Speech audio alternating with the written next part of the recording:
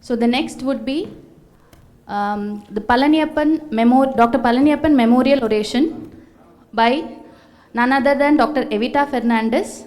We are extremely delighted and so proud to have you, madam. So she would be talking on unveiling the wisdom of Dr. Palaniyappan, a journey through legendary insight and awakening to the truth. I would hand over the mic to Dr. Ashok sir to do the further orders. Good afternoon.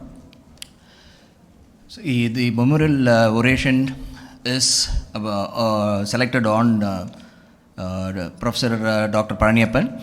He doesn't require any introduction, but it is time for us to have few words about him in this forum. So, Dr. Palaniyappan studied at Stanley Medical College and he did his postgraduate work at the Institute of FOGCE at Chennai. He has been involved in many research projects in both clinical and academic spheres. In the 1980s, he was instrumental in banning some of the harmful combination of hormonal preparations which were used in pregnancy tests those days.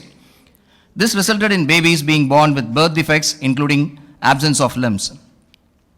Professor Palaniyappan worked to stop this practice of hormonal preparations used as a pregnancy test. It resulted in many of the multinational companies withdrawing these drugs.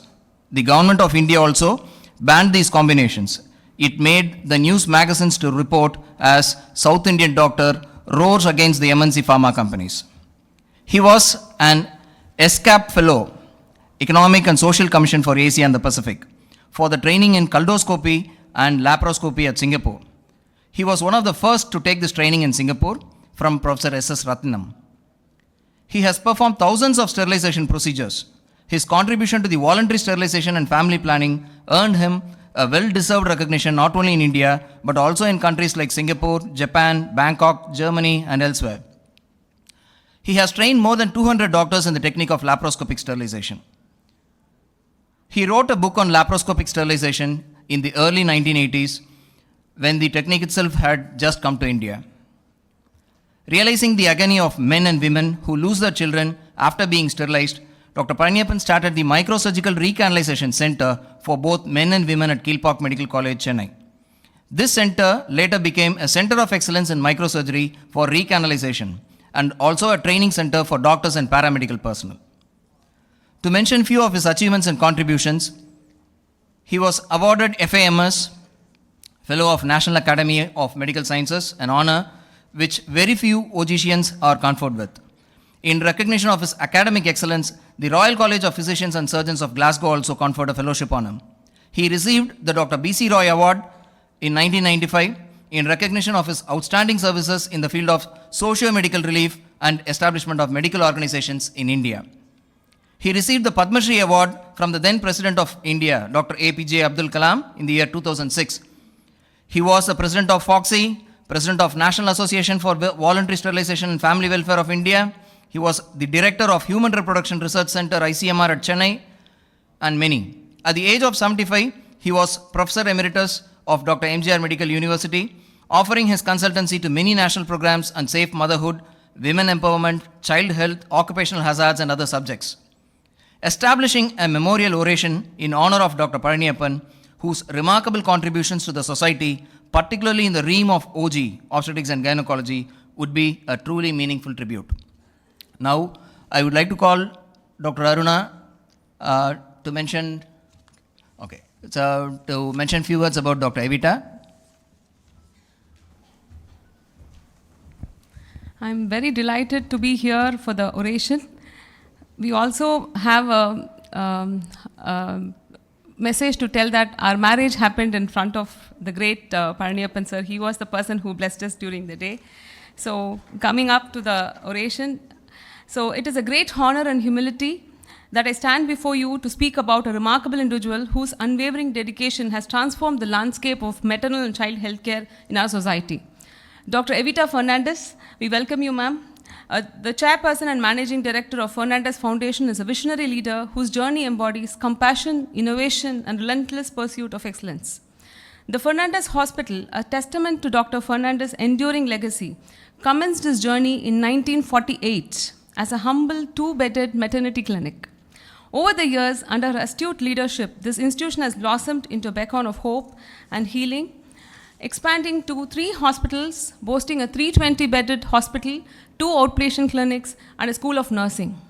Beyond the realms of traditional healthcare, her vision covers specialized care for differently abled children, cutting-edge medical education and research. Yet, Dr. Evita Fernandez's impact extends far beyond infrastructure and numbers. Her ethos is grounded by a profound belief that every mother, irrespective of her background or socioeconomic status, deserves the utmost respect, dignity, and a safe birthing experience etched with warmth and care. She insists on demedicalization of pregnancy, valuing transparency and empowering women with the right knowledge to make informed decisions about their bodies and birthing experiences. Her philosophy of redefining childbirth revolves around making it a compassionate, women-centered process, shifting the focus from a doctor-centric approach to the mother-led journey. One of her pioneering initiatives was introducing midwifery into the private hospital sector in India. Though the professional midwifery education and training program, she brought forth a cadre of skilled midwives, enhancing access to high-quality maternal care while curbing unnecessary interventions. Her collaboration with the government of Telangana and UNICEF to establish a certification program in midwifery further make it clear about her commitment to setting global standards in healthcare education. Dr. Evita Fernandez's life and work exemplify a profound commitment to service, innovation, and compassion. As we reflect upon her journey, let us recognize and celebrate the indelible mark she has left on the canvas of humanity. We welcome respected Dr. Evita Fernandez. We would like to felicitate her with the Oration medal.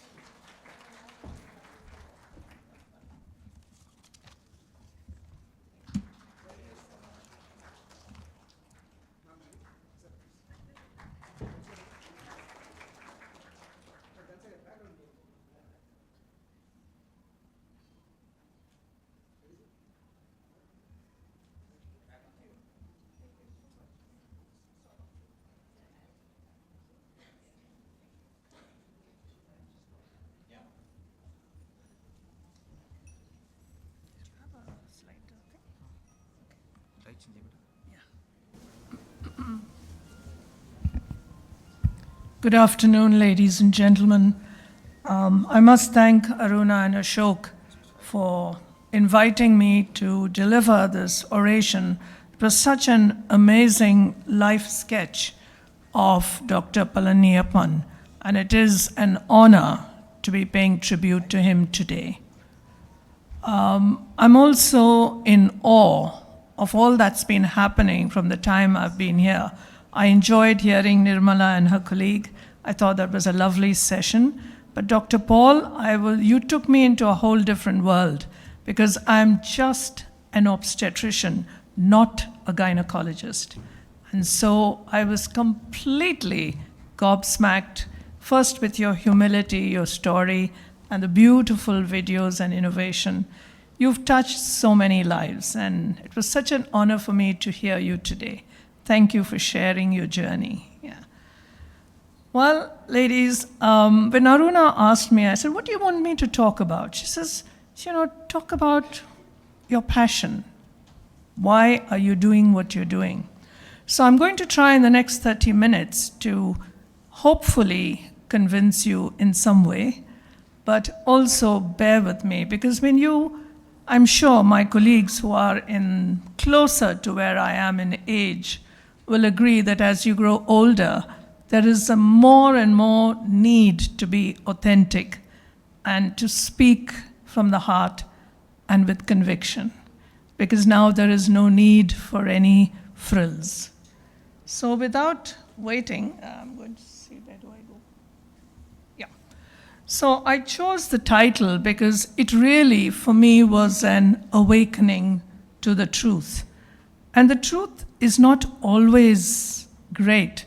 It can be quite bitter, and it can be quite humiliating to suddenly wake up and realize, oh my God, we need to change. We didn't know. Unknowingly, we may have actually caused more harm than good. So let's begin with just the journey of 7 decades. Yes, Fernandez Hospital this year is 75 years old, and Dr. Aruna was very, very kind in her introduction. Thank you. You were very generous. And in 1992, when my parents handed over the hospital to me with 40 beds, I had this crazy idea of converting it into an institute with 100 beds. So we created a private limited company. And then it became Fernandez Hospital because we focused on women and newborns. But in 2018, we always ran it like a trust from day one. We never dipped into the profits. It was always rolled back. I was an employee. I continue to be an employee. So there were no dividends. In 2018, I converted the whole organization. My parents passed on into a not-for-profit. In 2022, after about 18 months of soul searching with an agency, we decided to have a logo as we are known today. This is who we are. Because our mission is very simple. How can we make pregnancy and childbirth safe for every pregnant woman? So 75 years, we've just realized that we are built for birthing. We don't use the word delivery. When my journey with midwifery began in 2010, we realized the faculty delivers talks, postman deliver mail, Domino's delivers pizzas. But women birth their babies. And so we don't use the word delivery anymore. We say we are here to assist women birth. And we realize that Fernandez is really built for birthing. And that has been our journey over the last 75 years. We do roughly about 10,000 babies a year. And that is why we are passionate about teaching and training. So why did we start professional midwifery? In 2000, we became a referral center in Hyderabad for high-risk mothers. And at some point, we would get mothers who were pretty sick with multi-organ disease failure. And sometimes we couldn't save them. So these young maternal deaths tore my heart apart. And I began to read about maternal mortality and realized that countries that had low maternal deaths had a very strong professional midwifery cadre as a backbone of their services. And I began to read more and more and realized that in India, we don't have anything like that. So I approached the Telangana, that time, the AP government, and said, let's start. I'm here to help you. Let's start in AP. And they said, 18 months? No government will take you on for any course beyond 3 months. So I was quite discouraged. But I had a light bulb moment in 2008. I don't know how many of you have ever read Nutan Pandit's, because that was the only book available at that time. Nutan was talking about pregnancy being physiological, positive, and I believed very strongly in that, because you have a majority of our women are essentially healthy and uncomplicated, though today that percentage is changing. And so I used to give her book to a lot of my mothers. And when Nutan came down to run a class on childbirth practices, and I listened to her, I realized to my horror, while I actually believed all this, but in the birthing room, our practices were actually interventional. Because by that time, we had looked at so many high-risk mothers that even the low-risk mother was looked at a catastrophe waiting to happen. So every mother would have an IV line. What if this happened? What if that happened? And then we began to reflect on our practices. Why do we do an ARM?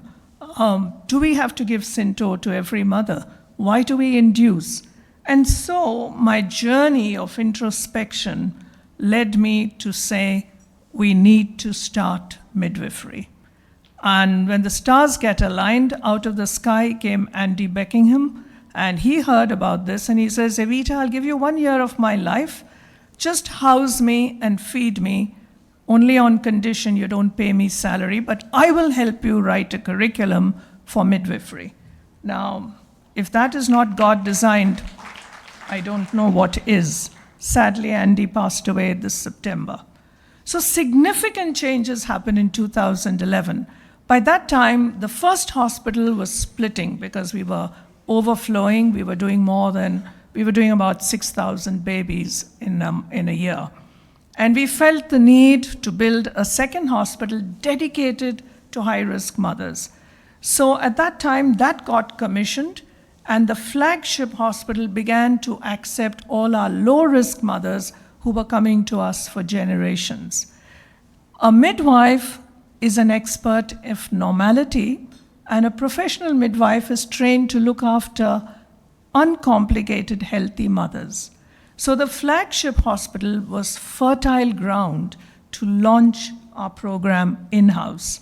So this was our high-risk hospital, and we started the program in our low-risk hospital on August 15th. 7 nurses from Fernandez were brave enough to say, okay, we'll try it. I felt like, a politician of some sort, telling them, you got to do it, you're the flag bearers, you're going to be pioneers, trust me. When in my heart, I was actually scared, but I had to project this because I believed that this would work. And the challenges. For 63 years, Fernandez Hospital, women came and they only had doctors taking care of them. And here I'm introducing a whole new concept of a midwife to take care of a mother, to birth her in a private setting. Prejudices and fears of my own colleagues, fortunately, I was in a leadership position, so they would say, oh, there she goes with another crazy idea. But it took me 18 months, and everybody was on board. Because the challenge, we had no role models. We had to depend on a bit of theory. But again, a midwife in London heard about it, wrote to me and said, I hear you're doing this, can I volunteer to teach? So she comes, and of course, she challenged everything that we did and made us look at normal labor and birth in a whole different light.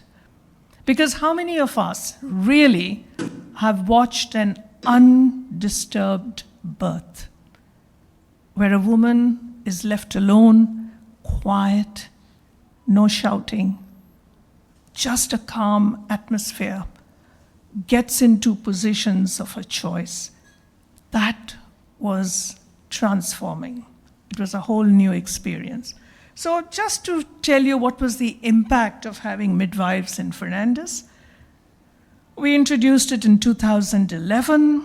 We started midwifery clinics, and these are clinics today being run by midwives. We have a 3-week waiting period for an appointment because now we have healthy mothers who don't want to see obstetricians. They said, no, we'd like to see the midwife, and they're extremely happy. We brought in supporting strategies like childbirth classes in 3 languages, Hindi, Telugu, English. So no woman was left out of getting knowledge about how to handle labor and birth, how to handle pain. Physiotherapists joined us and worked with mothers with musculoskeletal disorders. So we had women who could stand and have a proper vaginal birth, who otherwise were told you need to have a cesarean. So we brought in a whole lot of strategies where we could work with mothers who wanted to enjoy a normal vaginal birth. We have dedicated VBAC clinics and breech clinics essentially run by midwives, but working together with obstetricians to make decisions with couples. So what I'm talking about is a collaborative model of care, where you have midwives focusing on your healthy mothers who really don't need us, and we work together with midwives on high-risk mothers. You and I as obstetricians have to be top-notch in knowing when to do a cesarean, how to do a good cesarean, particularly in second stage, how to apply an instrument safely, and how can we help make decisions on when we need to interfere. The midwife's philosophy is, that woman is healthy, she's fine, She doesn't need any interference. I'm here to support her. So she may be with that woman for about 6 to 7 hours, and at the end, birth her. Now, you and I are not trained to sit with women for 7 hours. We don't need to. And that's why this collaborative model of care, where you work as colleagues, not as assistants and top and superiors. And that's why the training has to be of global standards. A midwife is a midwife if she goes through a rigorous curriculum. So let's just look at some data very quickly. So between August 2011 and October of this year, we've had a little more than 100,000 births, of which 44 was spontaneous vaginal births. So we're looking at a very focused group. And look at the numbers that have been looked after by midwives. And we are talking about not catching babies that you and I as obstetricians did, but we're talking about midwives monitoring these women through labor, staying there to actually birth the woman, waiting for an hour till she breastfeeds and then goes away. So from 0, we've now got 50%, 57% of our births by midwives in a private hospital where women are paying for care. Look at what happened to our episiotomies. When we introduced restrictive episiotomy because the evidence was so strong, now with all the strategies that I've mentioned, preparing childbirth and other things, we now have dropped to 26%. But when you find, actually when doctors are birthing women, and we have trainees, we have DNB programs running, and when midwives are birthing women, there's a stark difference in the rate of episiotomy. So there's something that we still need to learn about birthing women. Look what it did to our epidural rates. Because now with childbirth classes, with support, with offering non-pharmacological methods of pain, your need for epidurals dropped. So then in 2019, I said, let's walk the talk. Let's create a separate midwifery-led unit where obstetricians are not involved at all. These are women who are risk categorized. Absolute. We have very, very clear definitions, a good safety framework. So these mothers are risk categorized and opt to be seen by midwives and want midwifery care. You also have low-risk women who say, no, I want to see a doctor, and that's fine. You respect their views.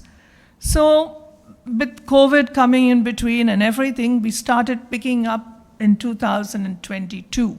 So we've had about a little more than 1,000 women come in through the midwifery-led unit. Now keep in mind, no obstetrician is involved in this unit. So you've got about 58% multis and primaries are 41%. And out of this, you've got a very strict transfer rate. So we've got a floor with 10 individual birthing rooms. 5 are by midwives, 5 are handled by the obstetricians. And you've got a door in between which is symbolic. Now, if the risk categorization changes, for example, if you start Synto or you give an epidural, she needs higher rate of monitoring, so her risk changes. Then the obstetrician, the woman actually goes to the other side. So we have very, very strict criteria. Now, what are the reasons for transfer? Epidural happens to be there, but meconium stain liker, particularly if it's very thick meconium, and you still want to monitor her, your CTGs are fine, you've done a scalp lactate, it's fine, you still want to give her time, then the obstetrician is involved in these decisions. And look at the outcome. So we've had about 1,375 women go through our doors of MLU, and look at the emergency cesarean incidence. It's 5%. And this is what happens when we work with midwives in collaboration, when we risk categorize our women, and we are dealing with healthy, uncomplicated pregnancies, your risk of a C-section drops considerably because your interventions drop, and they are such excellent masters of normality. Look at perineal tears. Look at their incidence of episiotomy. It's just 2.4%, and 21% are intact perineums. Remember, we've got about 42% of primaries going through them. Birthing positions, not a single woman was on the flat of her back. All 1375 women adopted positions of choice. We've had some water births and hydrotherapy. I won't spend too much time on that, but this is a team. And here you can't tell the difference between a midwife, an obstetrician, a doula also thrown in. So in 2015, I was absolutely convinced midwifery, we need it in India. We need it across our country, particularly in public hospitals. So we started the Promise campaign with very clear motives, very, very clear. And this just tells you that in 2017, Telangana government invited us. We trained now 350 nurses. They are across 66 facilities, across 33 districts, all working in the districts, and women are getting this kind of care. Women in area hospitals in tribal belts of Telangana have their husbands with them in the birthing room. They've got curtains, there's privacy, they're birthing in positions of choice, they are walking about, they're eating, they're drinking. And nothing gives me more joy than this. And again, the Government of India then recognized us as a National Midwifery Training Institute. So now we are working with 10 states training educators. Now let's put the midwifery journey aside. That's over, that was just for you to know. But what's the truth? We're talking about truth. I'm sure you agree with me. We are facing a crisis. Childbirth is facing a crisis today. We've medicalized it, our C-sections have gone up, and women are being coerced into accepting options that they're not very comfortable with. And not many women, no matter how high her job is, has the courage to question us because they've built trust over 9 months. So they may want a certain plan of birth and they don't have the courage to question us. But in 2014, the Lancet said, midwifery is a vital solution for all countries, not just low and middle income. What I've discovered in these 12 years is the heart of midwifery rests on respectful, compassionate care. Believing that a woman has the ability to birth, provided she is given the right knowledge, evidence-based childbirth practices, and supported in her decisions. And that is woman-centered care. And that is what I discovered. I thought we at Fernandez were actually offering woman-centered care. But midwifery just, turned us upside down and we had to change our practices. The Lancet says it's got 56 advantages, but I've just chosen one: reduced interventions in labor. And just our data of 1,300 mothers has shown you how our C-section rates in that cohort has come to less than 5%. Now, mothers in this room will, I'm sure, agree with me that childbirth is the most significant event in your life. And you remember every word surrounding that moment. You will remember whether the staff respected you, whether the staff slapped you or abused you, or was your dignity respected. I'm sure there are some of us in this room who may have experienced a traumatic birth, not in terms of tissue trauma, but in terms of psychological, emotional trauma. And that can crush us for life. A physiological birth, as I discovered again through my journey, is absolutely undisturbed birth. Everybody is out of the room except the midwife or the doctor who's handling that birth. There's only one voice. Nobody's asking the woman to push. She breathes the baby out. She takes the position of her choice. the lights are dim. She's there with her birth companion, and it's a quiet, beautiful birth. And to see a woman just be herself, and then holding this baby and just gazing into that baby's eyes, delayed cord clamping, and just allowing her to breastfeed in that 1 hour.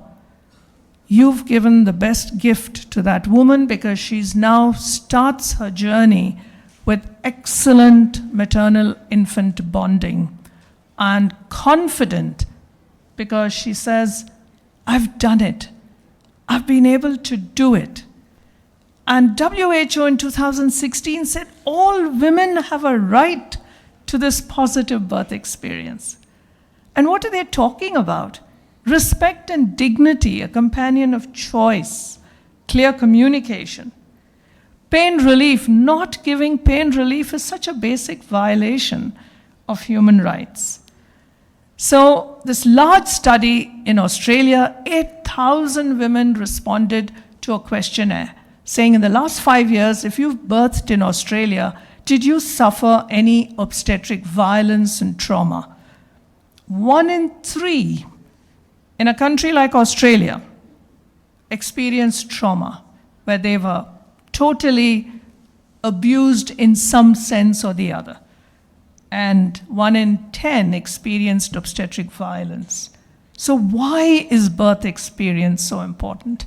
As I said, the self-esteem, the maternal-infant bonding, breastfeeding, but more importantly, the long-term impact on that mother and baby, mentally, emotionally, cognitively. Give her a great experience, and that's what you find. The woman says, I did it. And she steps into motherhood with confidence. We see that in public hospitals, in the poorest of poor women. Treat her with dignity. Give her the support. Give her the information. We run childbirth classes in public facilities. They're sitting on gym balls. They're holding on to rebozos. They're swaying during their pain. They've got their husbands. These are women leaning against their husbands for support. And at the end of it, they take the midwife's hand. I'm talking about public facilities, kissing it and saying, you treated me with such kindness. And that is the privilege that we have today. But how do we feel after a birth depends on how we were treated. Let it be a cesarean, let it be an assisted birth, let it be a spontaneous vaginal. What matters to that woman is how she was treated, how she felt. Was she supported? Was everything communicated? Did she feel, I did my best? Traumatic mothers who are traumatized say, we feel helpless, there's fear. Now let's look at obstetric violence. We're not talking about physical violence. We are talking about 5 very clearly defined incidents that happen in the birthing room. Forcing a mother to birth on the flat of her back in a lithotomy position is violation of her basic rights. We were all trained to birth women like that. And I didn't know at the time that that's the most hopeless, difficult position for a mother to birth. If a mother is left alone, she will adopt the position, and sometimes she will adopt a knee chest position. And we were not trained to do that. But I've learned it through midwifery, I've watched it. Impeding the early attachment of the child. Why are we not practicing delayed cord clamping? Why are we not allowing the woman to just breastfeed her child? These are the little things that cause obstetric violence that can affect the mother lifelong. This is a feedback of a mother who says, my episiotomy was the worst thing that happened to me. It was given without consent, no discussion. This woman did not want to be induced. She was healthy, she was fine, but the doctor insisted because she touched her EDD. And she said, yes, I went with a healthy baby, but I was disappointed. My bonding was affected. So a large study done in Brazil says that women's voices matter. But get women to participate. Women's voices, when listened to, can improve the care that we give. We have our own campaign, started in 2016 by WRA. 335,000 women in this country from about 26 states have answered a single question: what do you want when you come into hospital, when you're pregnant, or when you are in labor? Just one question. And this led to a global campaign. 2019, women and girls have spoken, and it reached 1.2 million voices of women. What was the impact? Government of India embedded RMC, asked for birth companions. RMC is a quality indicator. We know what women want: kindness, respect, information. Ask me before you put your fingers into my body. Tell me what you're going to do. That's all. Are the drugs available? Can I get a clean bed? Can you cover me when I'm here? Can I have somebody with me? I'm scared. How do I handle pain? I'm in pain and I'm alone and I have to birth among strangers, masks. Can I walk? Can I sit up? Lie down. I've done it. I've been guilty of that. I didn't allow women to walk. Gave them pethidine and told them, go to bed. So these are voices from public hospitals in Telangana. This woman says, I tell all my colleagues to go there, not to a private hospital, because of the care I'm getting. One of the district collectors who was to come to Hyderabad for his first baby decided to birth in the area hospital because he was so impressed with what the midwives were doing. And that was a great endorsement of trust. 4 years later, after your What Women Want campaign, that is global, 2019, I ask myself this question: are we, as obstetricians, listening to the voices of the women we are so privileged to serve? How many of us have ever asked a woman, if she's come to you in the second pregnancy, how was your birth experience the last time? I never ever asked that till I learned about this through midwifery. And the minute I started asking this question, even on postnatal visits, how was your experience yesterday in the birthing room? And you'll be surprised at what you hear. The number of things that women share with you, the good things and the not so good things. And that helps you clean your own practice. And we are not all there yet at Fernandez. We still have situations where we've been insensitive, where somebody in the team has probably said something, used the wrong language. So my appeal today is just 3 things. Make it mandatory that no woman should be alone during her labor and birth. Get to understand the midwifery philosophy. Learn about physiological labor and birth. Look at it with new eyes. Get women to walk around, eat, drink. Get to understand how we can birth women in different positions, and promote natural birth. No ARMs, no Cinto, unless it's really necessary, because all this embraces respectful care. Midwifery, embrace it. Have midwives working along with you, and trust me, you will get better sleep at night. Your own time will be used far better.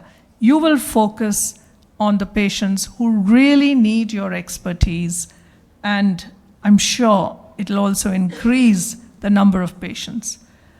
Rosa Parks, we know what she did during the fight for, against the blacks and the whites when they were not allowed.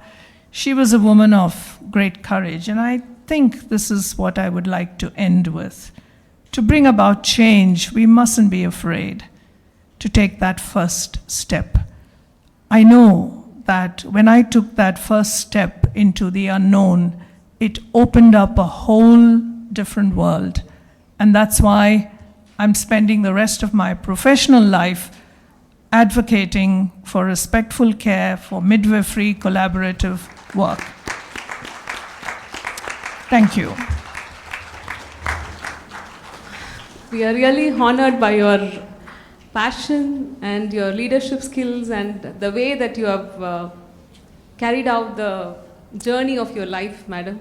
I think we all, many of them would have thought the conference is filled with SOPs and evidences.